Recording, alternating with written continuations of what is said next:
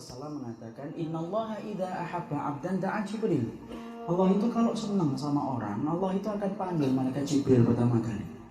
Allah sampaikan kepada Jibril, ini uhibbu fulanan, aku ini mencintai di antara hambaku. Allah sebutkan namanya, Allah sebutkan amal solihnya, dan itu disebutkan oleh Allah di depan malaikat Jibril. Malaikat Jibril ikhwan merupakan malaikat yang Allah cintai dan paling mulia di antara para malaikat. Bahkan Imam At-Tabari menerangkan, setelah ditiupnya sangkakala yang pertama, yang tersisa di antara malaikat itu siapa? Malaikat Israfil, kemudian malaikat maut, dan kemudian yang ketiga itu malaikat Jibril. Dan yang paling terakhir dicabut oleh Allah langsung ruhnya itu siapa? Malaikat Jibril. Allah kemudian sampaikan kepada malaikat Jibril, sesungguhnya aku ini cinta kepada fulan. Disebutkan namanya, amal solihnya yang sampai menjadikan namanya harum di hadapan Ar-Rahman, ikhwan. Maka kemudian Jibril mendapatkan perintah dari Allah, cintailah dia sebagaimana aku mencintainya. Jibril mencintainya, kemudian turun ke langit dunia, ke langit-langit yang diisi oleh ribuan malaikat, ratusan juta malaikat yang tidak pernah kita tahu jumlahnya. Ingat ikhwan, alam semesta ini ada dua, ada langit, ada bumi. Bumi kita berbagi dengan setan, berbagi dengan hewan. Tapi langit, Masya Allah, rapat dengan para malaikat yang tidak pernah berhenti bertasbih kepada Allah. Jarak satu malaikat dengan malaikat itu cuma setengah dhirak dalam satu riwayat. Kalau rumah kita kan enggak, 200 meter cuma 2 orang, 100 meter cuma 1 orang. Di langit enggak, penuh, rapat, berdesak-desakan para malaikat itu. Maka kemudian malaikat Jibril mengatakan kepada para malaikat itu, Allah telah jatuh cinta kepada salah satu di antara hambanya karena amal-amal ini. Cintailah dia sebagaimana aku mencintainya dan sebagaimana Rabb kalian itu mencintai orang itu. Lalu kemudian seluruh penduduk langit akhirnya mencintai orang yang dicintai oleh Allah dan malaikat Jibril. Makanya sampai ada seorang salaf yang berkata, kam min majhulin fid dunya masyhurun fis sama wa kam min masyhurin fid dunya majhulun fis sama. Makanya sampai ada seorang salaf yang mengatakan, berapa banyak orang yang mereka tidak terkenal di antara kita, datang tidak diantar, pulang tidak dijemput. Karena tidak pernah dicari-cari, tapi menjadi orang yang masyhur di antara penduduk langit. Kayak Julaibib. Julaibib itu kan nggak terkenal di mata para sahabat. Tapi tahukah kita ketika kemudian Julaibib itu meninggal dunia, Rasulullah itu berkata berkali-kali kepada para sahabat, atafqaduna syai'an, kalian kehilangan seseorang atau enggak? Nafqadu fulan, nafqadu fulan, nafqadu fulan, ya Rasulullah. Kami kehilangan fulan, kami kehilangan fulan, kami kehilangan fulan. Tidak disebutkan nama Julaibib. Rasulullah nanya lagi, atafqaduna syai'an, kalian kehilangan seseorang atau enggak? Nafqadu fulanan, nafqadu fulanan, kami kehilangan fulan, kami kehilangan fulan. Tidak disebutkan lagi itu nama Julaibib. Lalu kemudian Rasulullah yang ketiga baru berkata, atafqadu Julaibiban, kalian kehilangan Julaibib atau enggak? Seorang sahabat yang hitam pendek, yang mana para wanita-wanita di Madinah itu menolak kalau dilamar oleh Julaibib. Seakan-akan kalau beliau sebelum ngetok pintu itu dari dalam sudah ngomong, maaf tidak menerima lamaran. Julaibib radhiyallahu anhu. Tapi Masya Allah ketika beliau meninggal dunia, nikah dengan seorang wanita yang dipilihkan oleh Nabi. Wanita itu menerima walaupun Julaibib itu tidak disukai oleh hatinya, tapi karena pilihan Nabi diterima. Julaibib belum kemudian mencampuri wanita yang telah dinikahkan oleh Rasulullah bersama Nabi, meninggal. Ketika meninggal yang pertama kali dicari itu Julaibib. Sampai akhirnya Rasulullah itu ketemu dengan Julaibib, maka Rasulullah itu menjadikan kedua tangannya menjadi kasur bagi Julaibib. Sampai Julaibib berkata, huwa minni wa ana minhu. Saya itu asalnya saya ini dari Julaibib dan Julaibib itu bagian dari diriku. Suf, tidak terkenal padahal. Sama dengan tadi. Berapa banyak orang yang tidak terkenal di antara kita, terkenal di antara penduduk langit ketika amalannya itu mengetok-ngetok pintu langit setiap waktunya. Kenapa? Ikhlas dan itibaknya. Dan berapa banyak orang yang terkenal di mata kita tapi tidak terkenal di antara penduduk langit. Kenapa? Hatinya hitam dan amalannya tidak itibak. Makanya ketika para malaikat telah jatuh cinta, apa yang dilakukan oleh malaikat? Malaikat mencintai orang yang dicintai oleh Allah. Ikhwan, dicintai oleh para malaikat. Apa yang dilakukan oleh malaikat ketika mereka jatuh cinta? Disebutkan oleh Syekh Shalih Munajjid dalam kemudian penjelasan beliau. Lalu beliau menyetir sebuah ayat. Innal ladzina qalu rabbunallah tsumma istaqamu tatanazzalu alaihimul malaikah alla takhafu wa la tahzanu wa absyiru bil jannati allati kuntum tu'adun. Untuk apa ayatnya?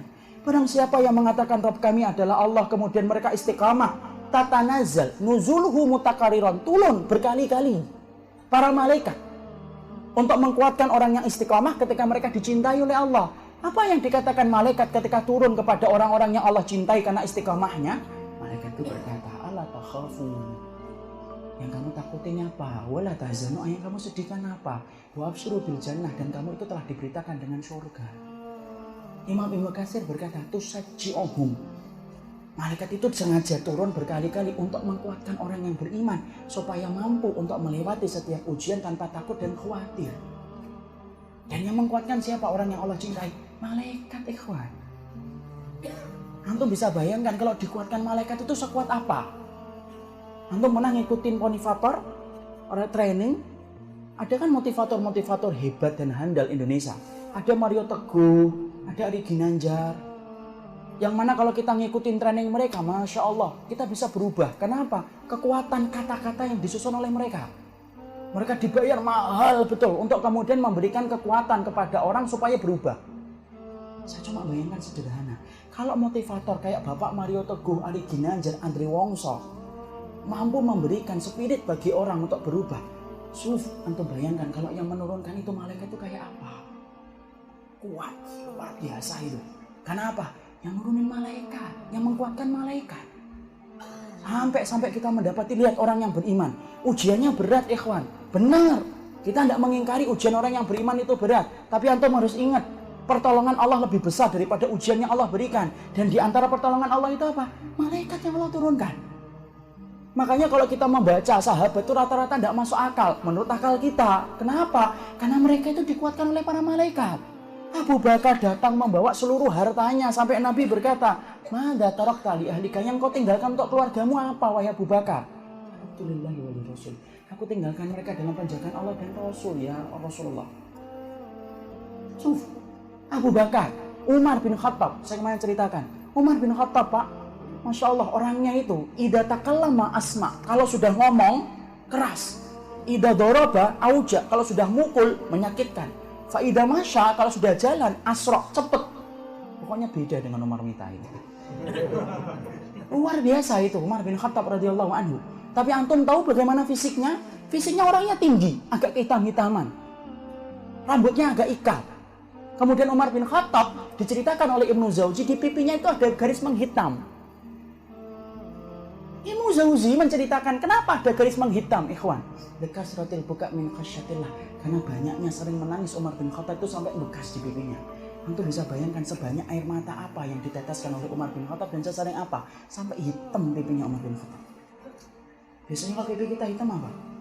Jerawat batu yang tidak sembuh-sembuh.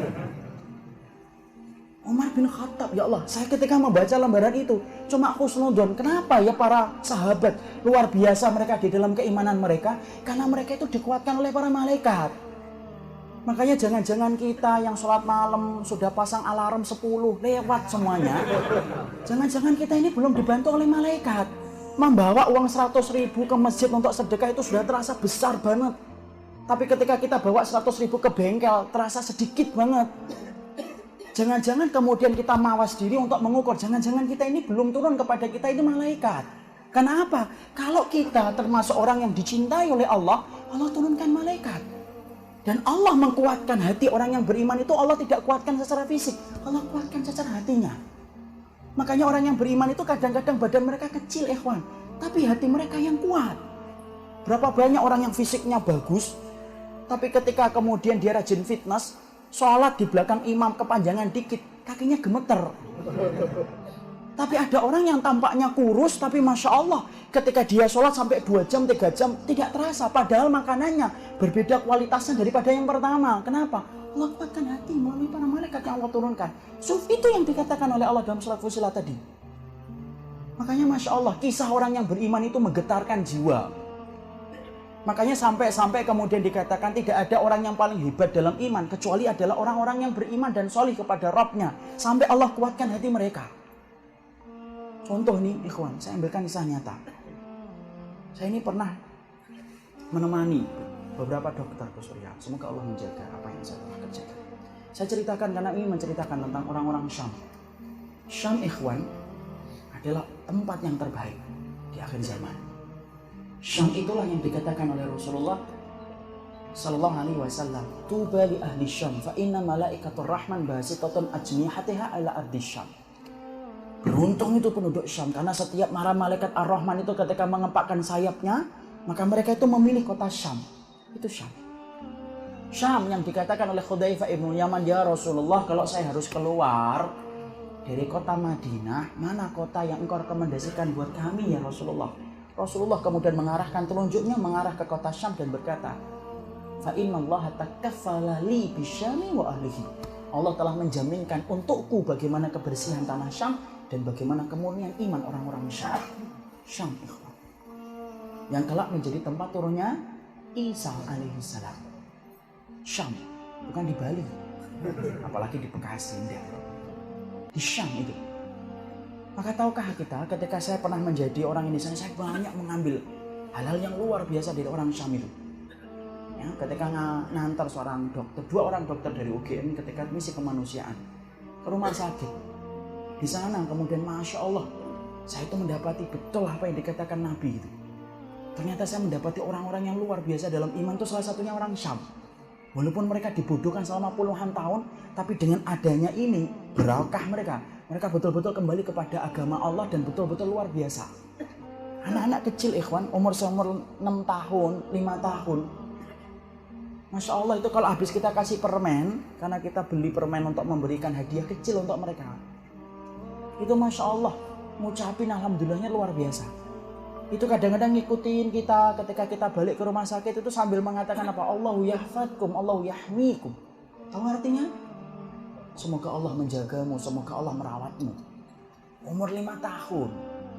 Kalau diucapkan orang 14 tahun, anak maklum. Ini 5 tahun, 6 tahun. Ucapannya sudah Allah dan Allah. Saya pernah mendapati seorang ikhwan, yaitu kemudian ada sebuah kisah ibu-ibu datang ke rumah sakit. Di rumah sakit itu kemudian beliau itu ditensi sama dokter, gula darahnya itu sampai menembus hampir 600. Dia merasakan sini pusing kepalanya, susah dan berat. Saya sampaikan, saya penerjemah, disampaikan ke dokter. Dokternya dengan ngomong gampang, Ustadz ini gulanya tinggi, suruh jangan banyak makan, dikendalikan makannya. Saya kemudian cerita, saya sampaikan, saya terjemah, ala tuksiri fit ta'am. Jangan banyak makan ya Umi, wahai ibuku jangan banyak makan. Ibu itu ngeliatin saya lama dan berkata, antum datang dari mana? Dari Indonesia ya? Iya. Yang sama dokter-dokter ya? Iya. Antum berapa kali makan di sini? Sekali. Kadang-kadang kalau ada rezeki 2 kali. Karena tidak pernah kita makan itu kecukupan di sana. Sekali atau 2 kali. Kemudian ibu itu berkata, antum tahu kok makan di sini susah kok. Kok antum bisa ngomong ke saya supaya jangan banyak makan? Padahal saya cuma menerjemah. Saya mau ngomong itu loh dokternya. Tapi kan Masya Allah, masa saya nyalain dokter? Ya sudah, saya bilang sudah. Kemudian saya ngomong lagi ke dokternya. Dok, diagnosa antum salah. Ini kan kita jarang makan. Oh iya Ustaz, saya lupa. Maka kemudian dokter ini ngomong lagi, kalau gitu Ustaz kasih tahu ke beliaunya supaya kemudian jangan banyak pikiran. Saya tahu itu pasti salah lagi. Hakikatan wallahi ini, saya kemudian sampaikan apa adanya. Ya saya sampaikan, Bu, jangan kemudian banyak mikir. Ibu itu ngeliatin saya kembali. Saya tahu nih salah. Ya sudah, saya diem aja. Terus kemudian ibu itu ngomong, saya tuh punya 2 anak, 2. Yang satu diambil Nusairi ketika habis pulang dari masjid, yang satu diambil tengah jalan. Kalau hidup di mana, kalau mati kuburannya di mana? Ente ngomong sama saya supaya saya jangan banyak mikir. Lah yang mikirin anak saya siapa? Coba ikhwan. Anak itu dingin. Nangis beliau ikhwan. Air mata itu jatuh. Nangis sesenggukan. Hidup sebatang kara. Suaminya sudah meninggal terkena reruntuhan bangunan. Susahnya luar biasa. Syukur kita ini diberikan oleh Allah banyak kemudahan dalam ketaatan di sini. Makanya Masya Allah kemudian akhirnya beliau itu menceritakan kayak gitu. Nangis, senangis-nangisnya.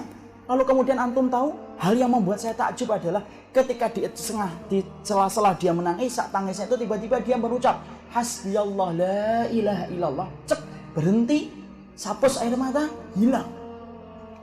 Seakan-akan kemudian sebelumnya itu tidak pernah nangis yang hebat. Dengan mengatakan hasbiyallah la ilaha illallah. Saya cuma husnudzon, Masya Allah, luar biasa. Kalau kita dulu di sana cuma 1 bulan pulang. Kalau mereka sampai kapan? Tidak akan pernah batas tahu akhirnya. Karena nanti peperangan di akhir zaman itu terjadi di mana? Di Syam, di Gautoh. Sampai kapan mereka akan berhenti? Tidak pernah kita ngerti, ikhwan. Kalau bukan orang yang hebat, tidak mungkin Allah akan timpakan ujian yang sedemikian hebatnya. Kecuali Allah timpakan kepada orang yang hebat. Itu orang Syam. Syekh Husnudzon ini yang menguatkan mereka siapa? Malaikat. Sebagaimana salah satu di antara yang pernah saya dapatin, kita mau sholat maghrib dan isya. Karena saat itu kita akan memberikan bantuan, yaitu obat-obatan dan makanan. Maka kemudian kita itu menjamak sholat. Ada orang di sana mengambil madhab itu, ada salah satu madhab bahwasanya jamak itu tidak boleh kecuali dalam keadaan perang. Merujuk kepada pendapat Ibunda Aisyah radhiyallahu anha. Maka kemudian ketika habis sholat maghrib saya ngimamin selesai. Lalu kemudian saya berdiri, ada yang komat. Dia langsung tidak suka. Ini mau ngapain ini? Sholat isya. Tidak boleh. Kita dalam keadaan tidak ada serangan. Kalau ada serangan baru dijamak. Kalau tidak ada serangan tidak boleh dijamak. Saya tahu itu salah satu pendapat fikih. Tapi kemudian saat itu kita memang betul-betul memerlukan untuk sholat. Kita mau sholat, kemudian beliau itu narik-narik tangan saya dan tidak membiarkan saya untuk takbiratul ihram. Kemudian tarik-tarikan tangan. Saya bilang, Pak, saya mau sholat. Tidak boleh, nanti sholat isyanya. Akhirnya kemudian salah satu dokter berkata, Ustaz, tolong sampaikan ke beliau. Nanti dia dijelaskan habis sholat. Akhirnya kemudian saya sampaikan, nanti ya Pak, habis sholat saya terangin. Nah, baru dilepaskan. Sholat saya, ikhwan. Sholat itu dia duduk di samping saya. Seakan-akan nunggu jawaban. Saya tuh sholat sambil dia di sini. Dia ada di samping saya itu, tidak kemudian pergi kemana, tidak. Duduk di samping. Sholat saya kemudian menjamak, selesai 2 rakaat, langsung dia. Saya baru salam langsung ditanya. Mana dalilnya? Antum kemudian melaksanakan jamak dengan isya. Saya sampaikan dalil 1, 2, 3 kepada beliau. Tiba-tiba beliau pergi bangkit. Kemudian dari duduknya ke belakang, ambilkan air putih gelas kecil, teh dingin. Kemudian balik ke saya. Padahal saat itu saya belum selesai. Kemudian saya bingung, ini setuju pendapat saya atau enggak gitu. Kemudian saya ngomong ke bapak itu, Pak, bapak gimana yang tadi saya sampaikan? Bapak sudah paham atau belum? Afahimta minal maudhu'at wal ahadits allati dzakartuha. Paham enggak bapak? Kemudian bapak itu malah kemudian melihatin saya dan berkata, Masya Allah, antum kalau sudah menyebutkan nama Rasul, ya tidak ada kewajiban saya untuk tunduk dan patuh. Sudah selesai, antum yang salah nanya kepada saya. Antum sudah nyebutin dalil kok masih nanya ke saya setuju atau tidak setuju. Salah pertanyaan antum. Masya Allah, ikhwan. Diem saya. Coba. Bahkan kemudian beliau ngomong, ini kalau saya punya hadiah lebih baik daripada teh dingin ini, saya kasih. Kalau anak saya ada yang belum nikah, saya nikahkan sama dia. Oh, itu kata beliaunya saya tidak ngurangin loh ya. Tapi saya tahu biasanya anaknya sudah nikah, mau berani ngomong kayak gitu. Ya anaknya 2 sudah nikah semuanya. Tapi di situ kita melihat kenapa kekuatan hebat itu. Salah satunya itu apa, ikhwan? Kalau antum melihat orang yang sholih, sabar, antum melihat orang yang sholih taat kepada Allah, husnudzon, mungkin Allah yang membantu mereka dengan Allah menurunkan para malaikat. Kita kalau kemudian melihat diri kita baru diuji sebentar saja, nggak kuat, sering jatuh, sering terperosok, baru diuji sedikit saja, kita patut untuk muhasabah di hadapan Rabb yang kita sembah. Jangan-jangan Allah belum turunkan malaikat untuk kita. Karena apa? Karena jelas kalau Allah itu mencintai antum, Allah akan turunkan malaikat kepada kita. Selesai? Belum. Yang ketiga, Rasulullah kemudian mengatakan dalam hadis yang diriwayatkan Imam Adz-Dzahabi. Rasulullah mengatakan, Innallaha idza